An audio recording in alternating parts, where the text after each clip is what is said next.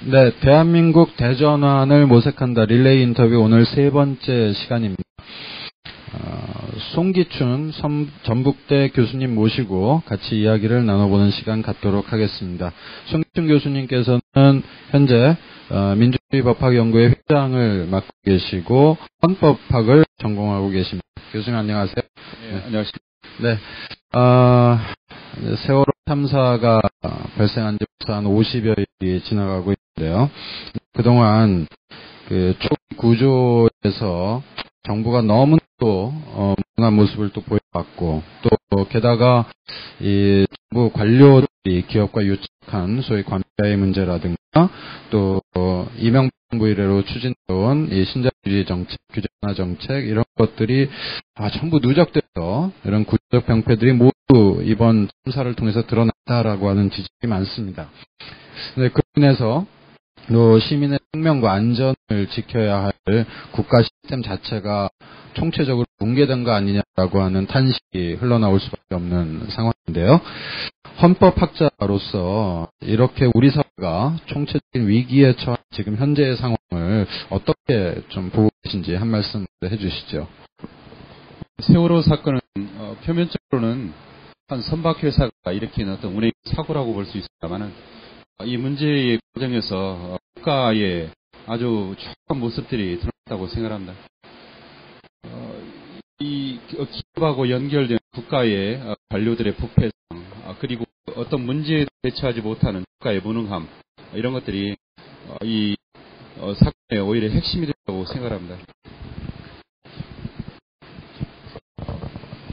그래서 이 과정에서 보면 이 공직자들이, 특히 이 관료들이 이런 기업의 이익에 속되어서 그 이익을 추구하는, 그것을 대변하는 역할들을 하고 있었다는 사실이 그대로 드러났고요. 그리고 이 문제가 무엇인지, 무엇을 어떻게 해야 되는지를 제대로 알지도 못하고 그걸 대처하지 못하는 점에서 이 공직자들의 무능함이 드러났고, 결국 이걸 통해서 국가가 무엇을 위해서 했는지, 하는 것은 국민의 이익을 위해서, 모든 국민, 그 공동체 구성들의 이익을 위해서 준비한다는 사실을 망각하고 있었지 않나, 그런 생각이 듭니다. 그래서 특정한 사람 또는 특정한 집단, 특정한 기업의 이익을 옹호하고 그럼으로써 결국 이 문제가 발생하는 근본적인 원인이 되었다고 생각합니다. 특히 이 문제의 해결 과정에서 드러난 것 중에 하나는 이 공직자들이 국민을 생각하는 태도가 아니었나, 이런 생각이 듭니다. 어쩌면은 그 대통령한테 책임을 물을 일도, 장관한테 책임을 물을 일도 아닐 수 있습니다. 그러나 이 과정에서 이 공직자들이 국민을 생각하는 것이 정말 진심이 없고, 그에 대한 어떤 도덕적인 정책 책임도 느끼지 못하는 그 모습이 오히려 국민의 분노를 일으킨 것이 아닌가. 그래서 이 국민에게 군림하려고 하는 태도, 국민에게 압박하는 그런 태도를 보이는 것들이 이런 문제를 보다도 복잡하게 보이는 그런 원인이 되었다고 생각합니다. 결국은 진실을 가지고 국민들을 위한 그 공무 수행 태도, 이런 것들이 결여된 것이 이 문제의 원인 중에 하나들이라 이렇게 생각합니다. 그 정부 관료들이 이제 기업의 이해관계와 결탁해서 국민의 생명, 안전을 지켜야 될 본연 업무를 제대로 수행하지 못하는 이런 상황에 대해서 지적해 주셨고요. 교수님 말씀하신 대로 정부가 관료들이 이런 그 구조에는 지극히 무능한 모습을 보이면서 한편으로는 또 유가족분들이 청와대로 행진을 한다든지, 혹은 많은 국민들이 이런 집회 시위에 나와서 또 이런 세월호 참사의 문제를 지적하는 것에 대해서는 아주 신속하게 발빠르게 이런 시민들의 어떤 표현의 자유를 억압하는 이런 좀 행태를 지금 보여주고 있는 상황인데요. 더불어서 말씀 나오신 김에 이 세월호 참사와 관련된 국민적인 비판, 분노의 목소리들을 정부가 공권력을 통해서 억압하는 것도 상당히 도가 지나친 모습들이 많이 보여지고 있습니다. 집회 시위에 대한 탄압이라든지, 인터넷에서의 표현의 자유에 대한 침해라든지, 이런 문제에 대해서 역시 기본권적인 시각에서 한 말씀 좀 해주시죠. 지금 이 문제를 자꾸 억압해가지고 나오지 않게 하는 방식으로 이 문제를 풀려고 하는데요.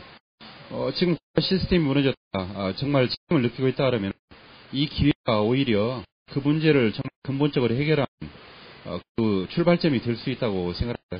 그래서 오히려 자꾸만 뭐 규제 완화 문제가 아니라 정말 규제를 완화해야 될 부분은 오히려 국민의 그 자유와 권리에 관련되는 이런 문제들일 거고요. 그래서 이 국민들이 합법적으로 하는 정말 어려운 집회지만 그것도 합법적으로 하는 시위를 경찰이 지나치게 억압하고 하는 이런 문제들이 우선적으로 해결해야 될 그런 상황이 아닌가. 또 원래 국가는 기업이라는 것은 원래 이익을 추구하게 있습니다.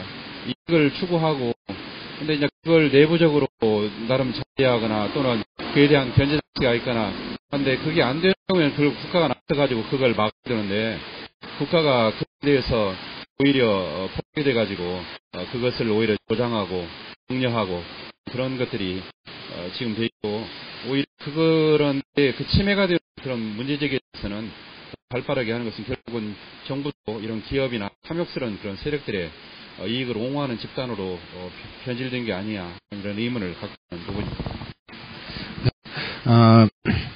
관피아라고 하는 그런 말들을 많이 합니다. 이제 관료 조직이 이제 기업의 어떤 과도한 이윤 추구를 이제 목적으로 하는 이제 기업과 이제 유착되어 있는 문제를 지적하는데 헌법학자로서 보시기에 이 현재 우리 관료 조직이 갖고 있는 이런 관피아라고 하는 이 문제에 대해서 도대체 무엇이 문제이고 어디서부터 이게 잘못된 것인지 또 해법은 무엇인지 이런 말씀 좀 해주시죠.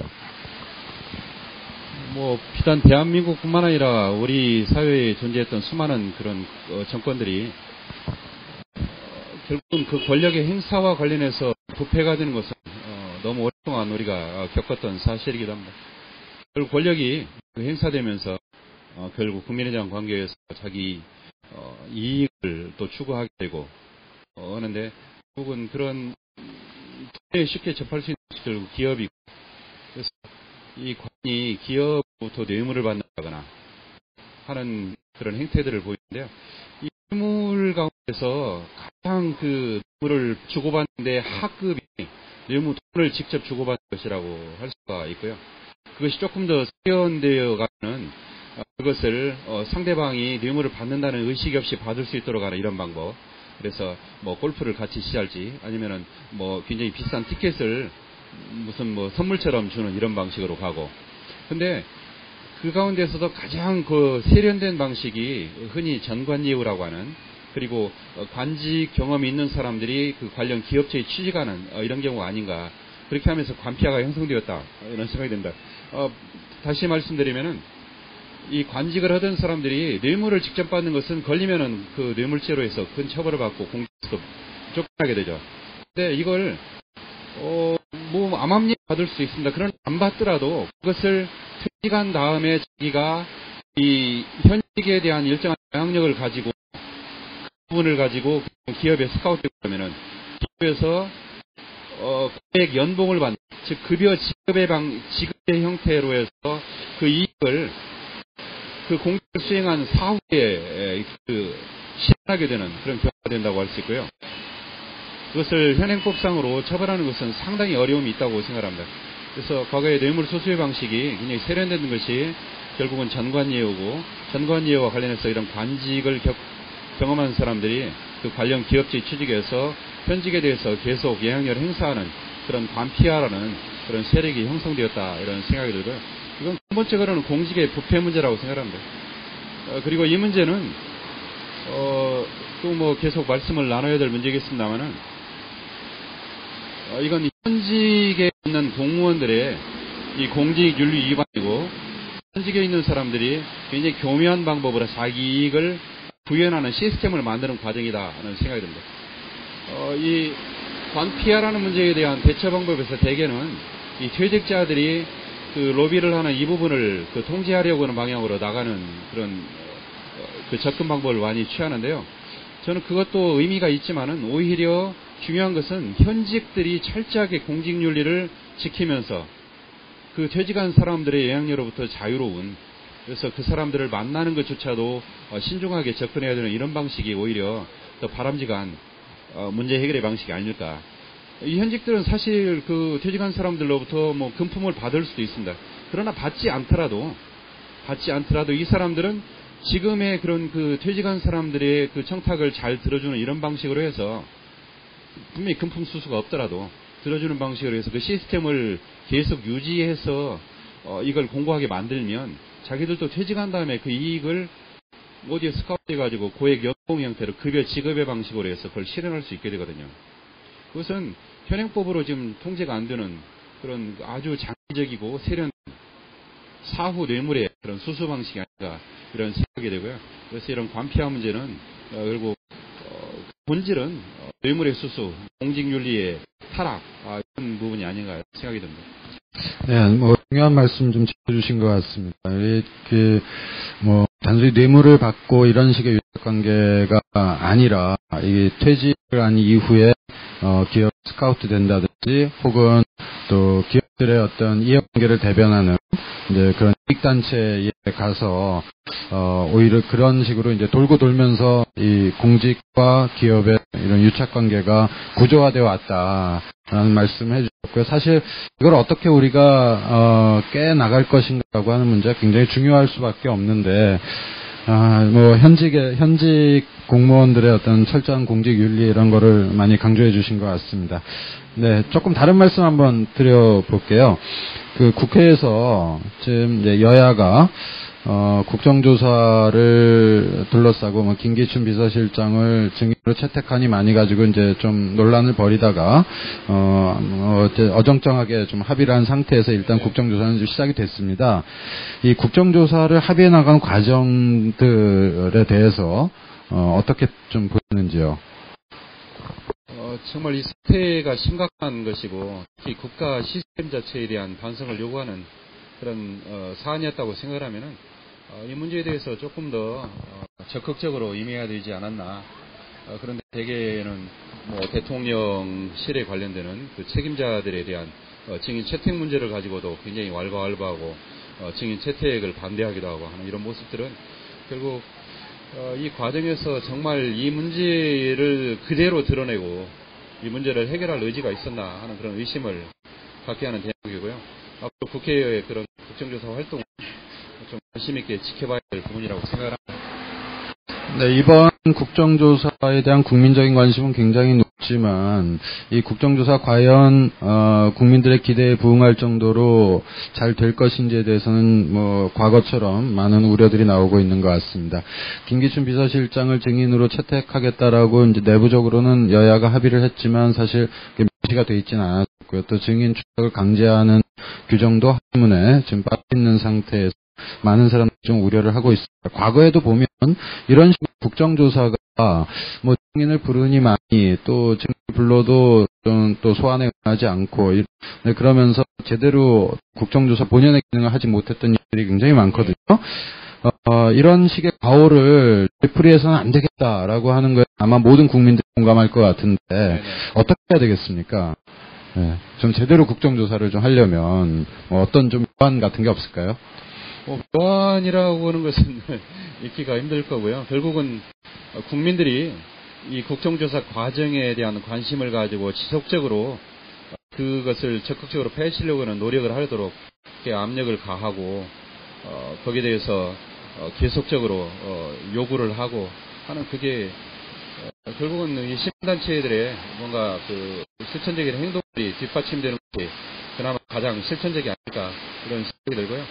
결국 여기에 책임진 사람들은 자기 책임을 회피하기 위해서 온갖 그 법에 보장된 그런 권리와 권한들을 이용해서 빠져나가려고 할 거고 그 부분은 사실 국회라고 해서 특별히 묘안 있는 것은 아니라고 생각합니다.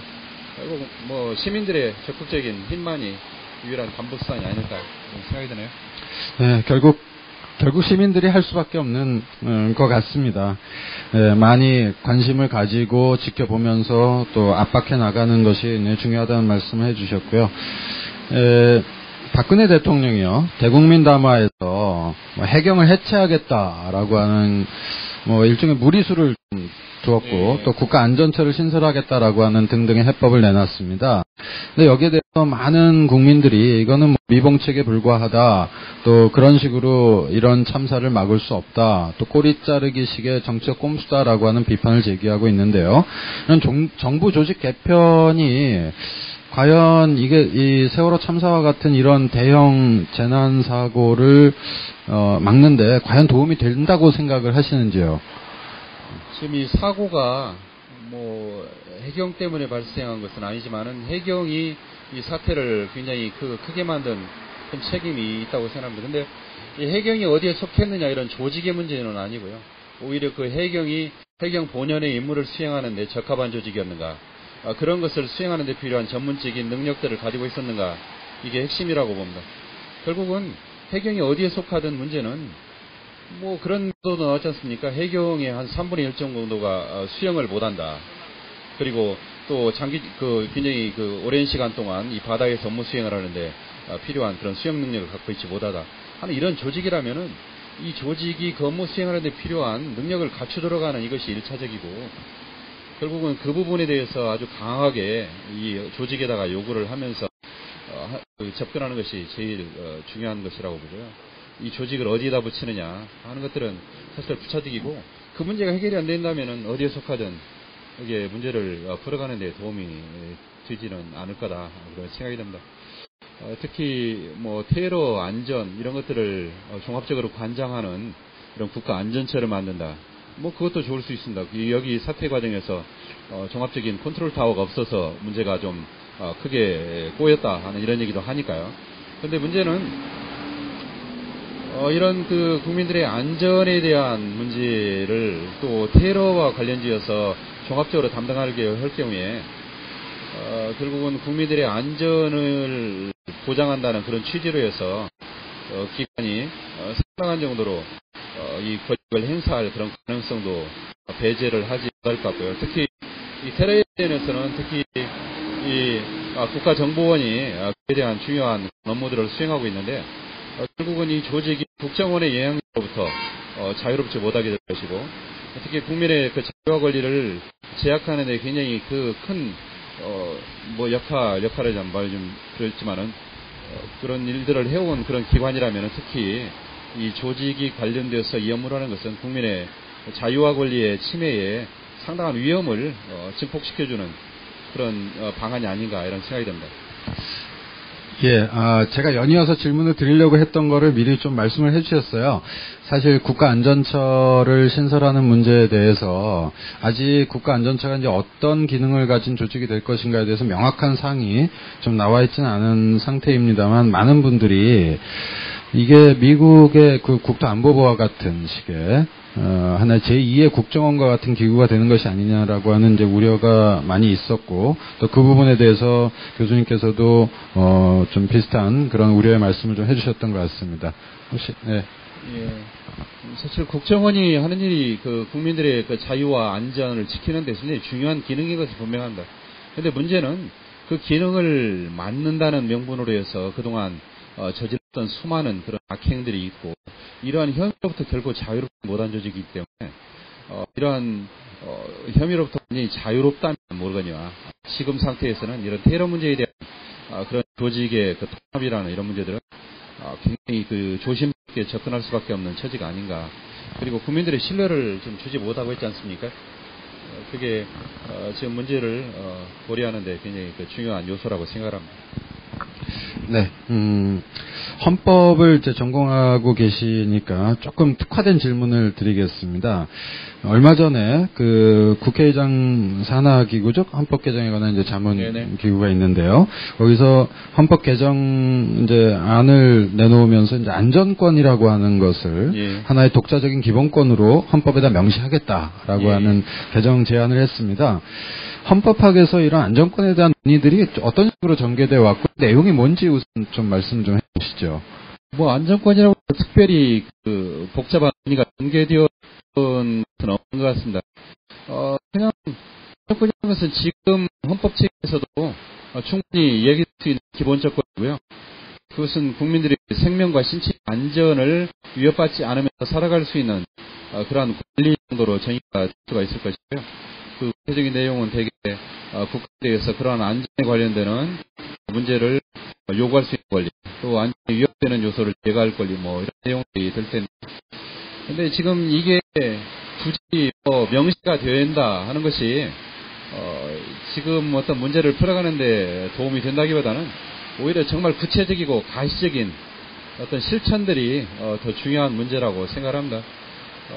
저는 헌법학을 하지만은 헌법보다 더 중요한 것은 법률에서 세부적인 규정을 하는 것이고, 또 법률보다 더 중요한 것은 그런 것을 실천하는 구체적인 어떤 행위들, 이것이 더 중요하다고 보고요. 지금 그 안전권이라는 것의 신설 문제는 있어서 무의미하지는 않겠습니다만은 그다지 유용하진 않다. 결국 그 유용성을 담보하는 것은 정부의 실천 의지다. 구체적인 예산과 인력을 배치하고 그에 걸맞는 그런 조직을 만드는 것이다. 그렇게 생각이 됩니다. 네, 사실 안전이라고 하는 게 뭐 별도로 있는 것이 아니라 헌법에 보장된 여러 가지의 이제 기본권들, 인간의 존엄, 뭐 행복 추구권, 뭐 인간다운 생활을 할 권리, 뭐 등등, 뭐 이런 것들이 제대로 보장되는 나라라면 우리가 뭐 안전권이라고 하는 기본권을 따로 얘기할 이유도 없는 거 아니겠습니까? 그렇죠. 1980년 헌법에 행복 추구권이라는 게 처음 들어가는데요. 지금 우리 헌법 10조에 나와 있는 규정이죠. 모든 국민 인간으로서의 존엄과 가치를 가지면 행복을 추구할 권리를 가진다. 근데 어느 외국에서 그런 얘기를 들었다고 합니다. 우리나라에 있는 학자가 당신 나라는 그동안 행복 추구권이 없었느냐고, 행복을 추구할 권리가 없었느냐고. 사실 이게 장식적이 될 수도 있습니다. 그러나 이것을 뭐 구체적으로 뒷받침해주는 그런 조치가 있다면 굉장히 구체적이고 중요한 권리가 됐을 거고요. 그리고 정말 중요한 것은 이걸 명시하느냐 아니냐 문제가 아니라 실천이라고 생각을 합니다. 또 일부에서는 뭐 저도 비슷한 생각을 합니다만, 근데 그럼에도 불구하고 안전권이라고 하는 거를 굳이 신설한다면 이제 그게 어떤 식의 기능을 할까에 대해서 오히려 좀 비판적으로 바라보는 시각도 분명히 존재하는 것 같습니다. 다시 말씀드리면 안전권이라고 하는 이유로 오히려 국가가 시민의 안전을 지켜준다는 이유로 감시와 통제 권력을 더 확산시키게 되는 이제 그런 식의 한 배경이 되지 않겠냐, 안전권을 신설한다는 것이. 오히려 그런 비판들도 좀 있는 것 같아요. 어떻게 보시는지요? 네. 우리나라 헌법 37조 제2항에 국민의 자유와 권리를 제한할 수 있는 근거로 질서 유지라는 것이 얘기되고 있는데요. 결국 그 안전의 문제는 질서의 문제이고, 그런 안전이라는 것이 명시되면서 오히려 국민의 안전에 대한 보장으로 작용하기보다는 이 국가 권력이 오히려 그 전체의 안전이라는 것을 이유로 해서 아주 예방적인 그런 감시, 예방적인 뭐 사태의 파악 이런 걸 통해서 굉장히 광범위하게 국민의 사생활과 국민들의 행동을 감시할 수 있는 그런 가능성이 높아진다는 그런 지적은 충분히 공감하고요. 그래서도 더더욱 이런 그 안전권의 신설 문제는 좀 소극적이 되지 않나 이런 생각이 듭니다. 네. 뭐 비슷한 취지의 말씀 조금 더 이어나가겠는데요. 박근혜 대통령이 취임 초부터 굉장히 강조했던 것이 사회 안전이라고 하는 것이었습니다. 근데 이 사회 안전이라고 하는 것이 결국은 따지고 보면은 이제 이 공공성을 파괴하면서 국가의 공권력을 굉장히 좀 강조하고 법질서 이데올로기 뭐 이런 이야기를 하면서 말하자면 이제 국민들은 가만히 있어라, 정부가 알아서 위험 요인들을 다 통제하겠다라고 하면서 어떤 정부의 그런 감시 기능과 통제 기능을 지속적으로 확대해 오고 또 형벌권도 확대해 오고 이제 이런 것이 이제 박근혜식 안전 담론이었단 말입니다. 근데 이런 세월호 참사를 겪으면서 이제 그게 아니다. 그냥 안전이라고 하는 것은 우리 일터에서, 노동 현장, 산업 현장에서의 어떤 위험을 통제하는 것에서부터 시작돼야 되지 않느냐라고 하는, 다시 말씀드리면 이제 안전에 관한 우리 사회의 프레임, 담론을 좀 바꿔야 된다는 비판이 많이 있습니다. 교수님 어떻게 보시는지요? 우리 사회는 위험한 사회다, 위험 사회라고는 지적도 많이 하고요. 또 하나는 불신 사회가 아닌가 이런 생각이 듭니다. 특히 그 사회 안전이라는 문제를 굉장히 광범위하게 일하면은 인간의 삶에 행복에 영향을 미치는 모든 위험 요소들을 다 안전에 관련된 것으로 설명을 할 수 있고요. 그래서 결국은 이 법 해석의 권한, 법 집행의 권한을 가진 사람, 우리 사회의 어떤 기득권자를 중심으로 해서 이 안전 문제가 동이 되고, 결국 소수자의 비판, 소수자의 자기의 어떤 그 살무리한 몸부림 이런 것들을 모두 다 사회 안전에 대한 위험 요소로 간주를 하게 되면은 결국 그것은 우리 사회의 약자, 소수자에 대한 인권의 억압으로 필연적으로 이어지는 굉장히 위험한 그런 발상이 될 수가 있다고 생각합니다. 그래서 오히려 이런 사회 안전의 근본적인 출발점은 오히려 헌법 정신에 투철한 것이다 하는 그런 생각이 듭니다. 그래서 모든 사람들은 다 다르고 다른 생각을 가지고 다른 모양을 가지고 살고 있고 이것을 인정하는 것이 출발점이라는 생각이 듭니다.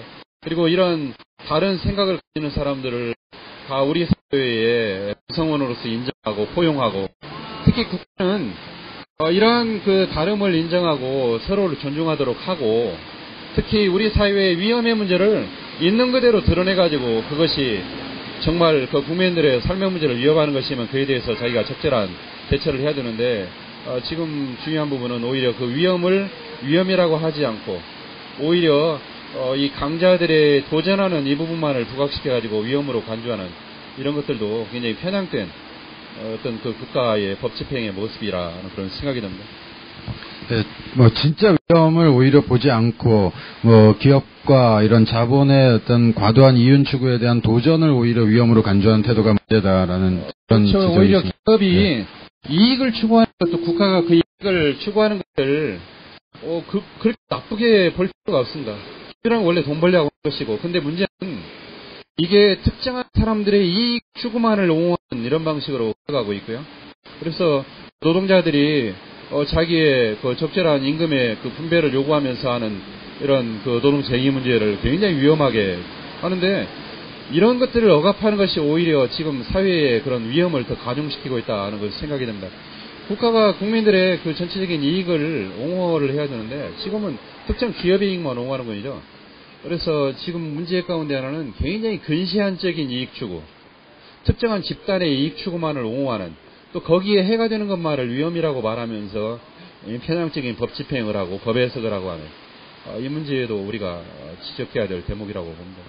네, 결국 교수님 말씀은 이제 우리 개개인들 기본권 주체로서의 우리 시민들의 다양성과 어떤 인권적 주체성을 좀 인정하면서 민주적인 어떤 공론장을 통해서 우리 사회의 위험 요인들을 좀 풀어나갈 수 있는 그런 식의 헌법 정신이 굉장히 중요하다. 이렇게 정리해도 되겠습니까? 네.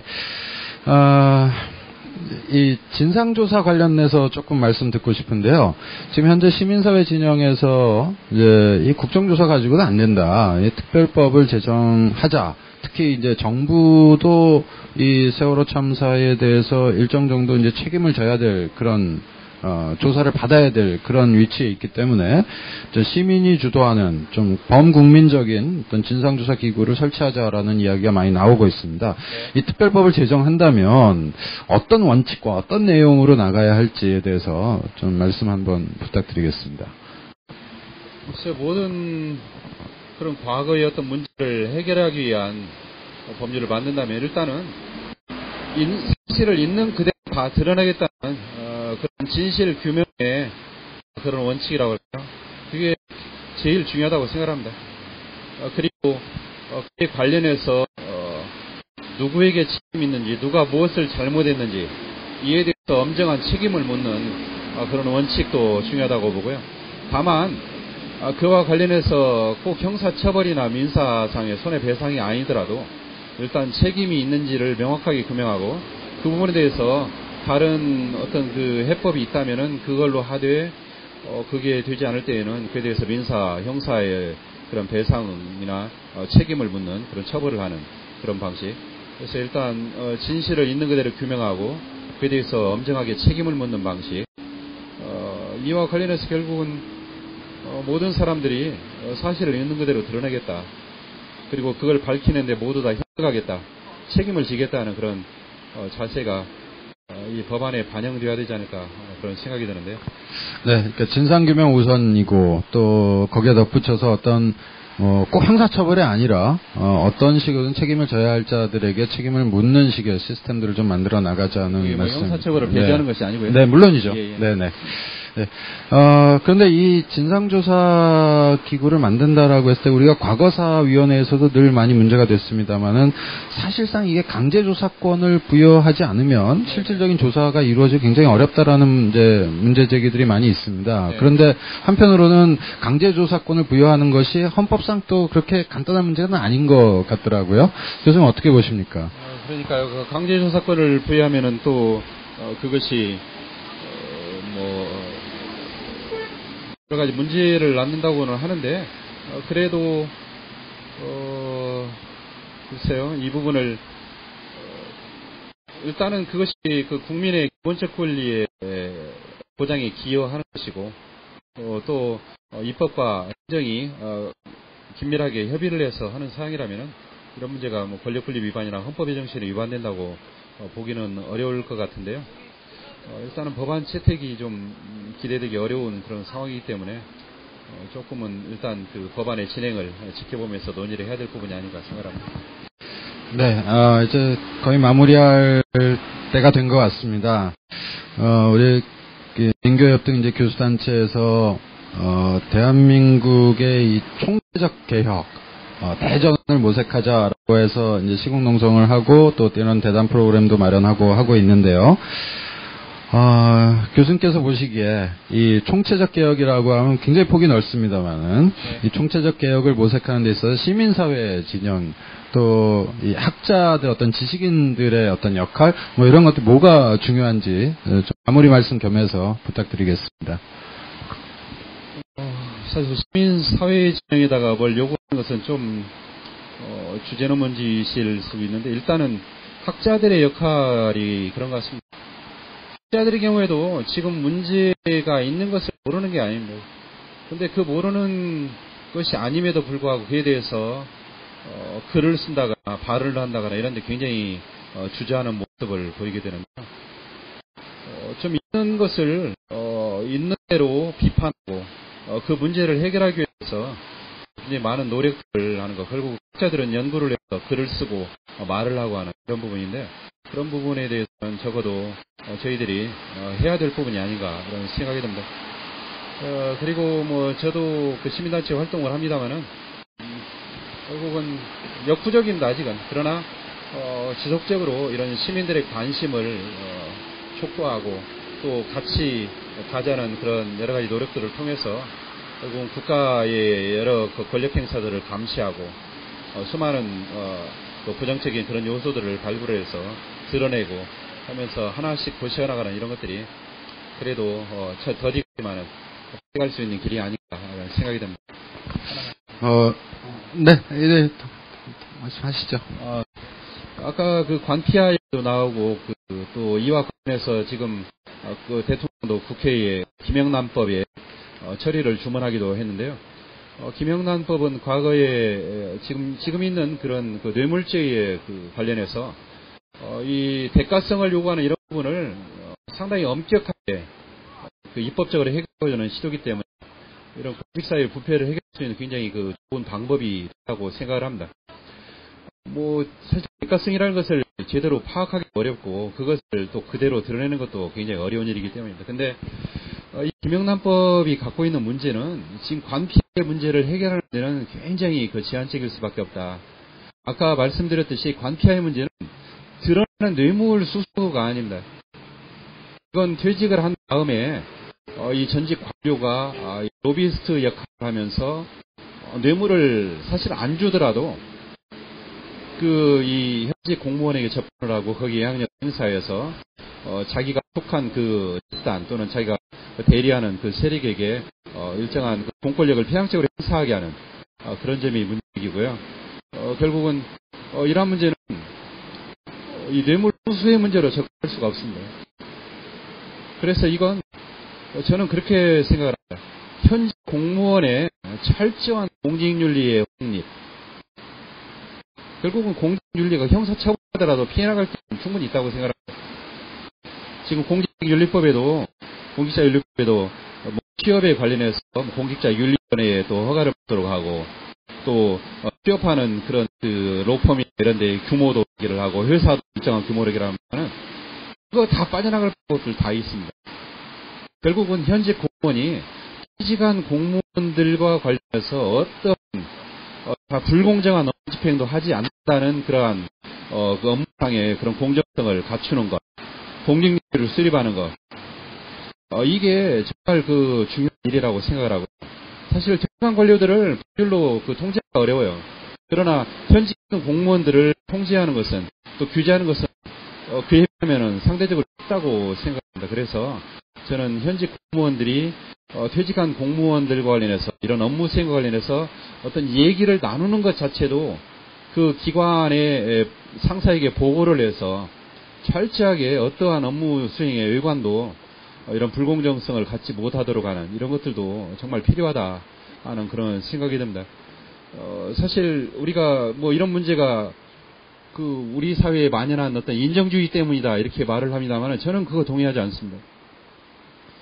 그런 얘기도 하잖아요. 조금 이 말이 길어집니다만은 그 직장에 다닐 때 그 자녀를 혼인시키는 거하고 퇴직을 한 다음에 혼인시키는 거하고 큰 그 차이가 있다고 얘기를 합니다. 그래서 어떤 분들은 재직 중에 자녀를 혼인시키기 위해서 많은 노력들을 하고 그러는데 이것은 정말 그 우리 사회가 인정에만 지치지 않는다는 것을 보여주는 거거든요. 과거 같이 근무했던 동료라고 해서 왜 그 사람이 퇴직한 사람들의 영향력이 있겠어요. 결국은 자기에게 이익이 있기 때문이거든요. 내가 이 시스템을 그대로 두고 이걸 그 공고하게 만드는 것이라면 퇴직한 다음에 나에게도 그 이익이 돌아온다. 결국은 내 이익 추구의 문제거든요. 그래서 저는 현직 공무원들을 중심으로 해서 이 문제를 접근을 하고 그분들이 퇴직한 사람들과 접근하는 것 자체에도 철저하게 차단을 하고 또 그 부분이 결국 불가피하다면 그것을 직장에 보고하도록 해서 드러내고 그럼으로써 이 공직 윤리의 확립 또 불공정한 그런 업무 수행 문제를 철저하게 장기적으로 차단해가는 그런 해법을 추구하는 것이 어떤가 하는 그런 생각을 갖고 있습니다. 네, 관피아의 문제, 단순히 몇몇 공무원들의 뇌물의 문제인 것만도 아니고, 이 관료 집단이 이 퇴직한 이후에 어떤 기업에 또 근무하면서 이 구조적인 유착 관계가 형성돼 왔던 이런 문제를 좀 근본적으로 성찰하고 개혁하기 위한 노력. 결국 그것은 이 공무원은 국민을 위한 봉사자다라고 하는 헌법의 정신을 좀 되새기고 그것을 위해서 우리 시민들이 좀 더 많은 어떤 압력도 행사하고 권력을 감시하는 그런 역할들을 좀 더 해야 된다라는 결국 그런 결론으로 갈 것 같은데요. 예. 네. 공무원들 스스로에게 바라는 것도 한계가 있기 마련이고요. 결국은 그것을 능가하는 정도의 시민의 힘, 권력에 대한 감시, 의회나 사법부에만 바랄 수 없는 것이고요. 또 의회나 사법부, 행정부가 전체적으로 또 일정한 그 가능성을 갖고 있는 사회이기 때문에 결국 그거로부터 독립된 이 시민의 이익을 대변하는 그러한 세력들의 감시가 참여가 제일 중요한 방안이라고 생각합니다. 네, 오늘 말씀 잘 들었습니다. 감사합니다. 이상으로 고맙습니다. 마치겠습니다. 네.